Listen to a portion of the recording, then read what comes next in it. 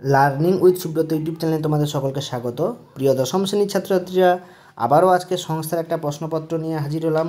এই প্রশ্নপত্রটা বিভিন্ন স্কুলে 100% পুরো ফুল টু ফুল লেগেছে, অনেক স্কুলে কমন এসছে। তো দেখো এই প্রশ্নপত্রটা নিয়ে আমরা আলোচনা করব। প্রথমে দেখো দশম শ্রেণী লাইফ সায়েন্সে 40 নম্বরের প্রশ্ন, 1 ঘন্টা 20 মিনিট সময়। একের দাগের এখানে 8টা এমসিকিউ প্রশ্ন দিয়েছে। তো সেগুলো দেখো তোমরা, এই অ্যান্সারগুলো তোমরা নেবে না, এগুলো হচ্ছে বিভিন্ন ছাত্রছাত্রীরা ভুলভাল করেছে, তোমরা নিজে থেকেই কারেকশান করে নেবে এবং যেসব অ্যান্সারগুলো তোমরা পারবে না বলবে কমেন্টে, আমি সেইগুলো করে দেবো।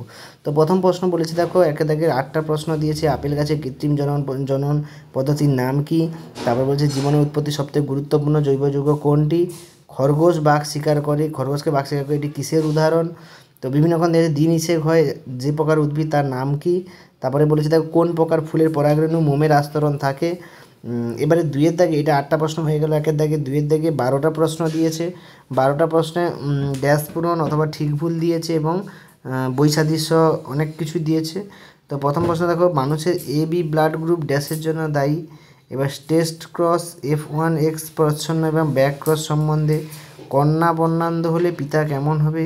থ্যালাসেমিয়া রোগের ক্ষতস্থানে রক্তসঞ্চালন ব্যাহত হয়। তারপরে উদ্ভিদে বৃদ্ধির কার্ভের আকৃতি কীরূপ হয়? তারপরে বৈসাদৃশ্য বলছে 3:1 স্বাধীনতা সূত্র, এক সংযোজন পরীক্ষা, পৃথকীকরণের সূত্র। তারপরে নিচের 4টি বিষয়ের মধ্যে 3টি করে একটি বিষয় অন্তর্গত, সেই বিষয় খুঁজে বের করো। কেমোজেনি, কোয়াসারভেট, হট ডাইলিউট স্যুপ এবং উপারিনো হ্যালডেন।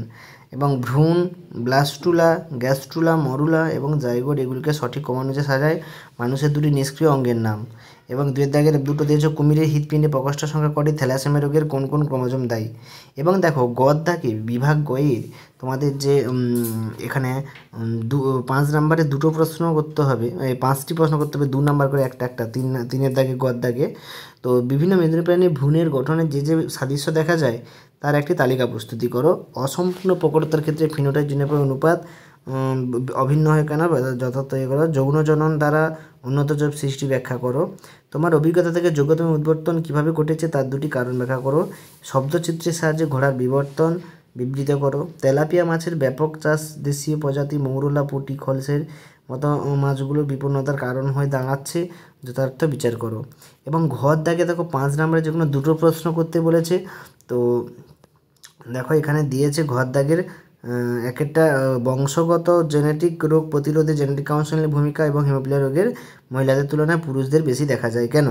তো এরকম প্রশ্নপত্রগুলো দেখো এবং যদি কোনো প্রশ্নপত্র তোমার অ্যান্সার না জানা থাকে তো কমেন্টে লেখো, আমি সেই প্রশ্নপত্র সঙ্গে সঙ্গে অ্যান্সার শিট করে দেবো। সকলকে ধন্যবাদ, দেখা যাচ্ছে পরের প্রশ্ন সেটে। সবাই ঝটফট করে অ্যান্সারগুলো করে নাও।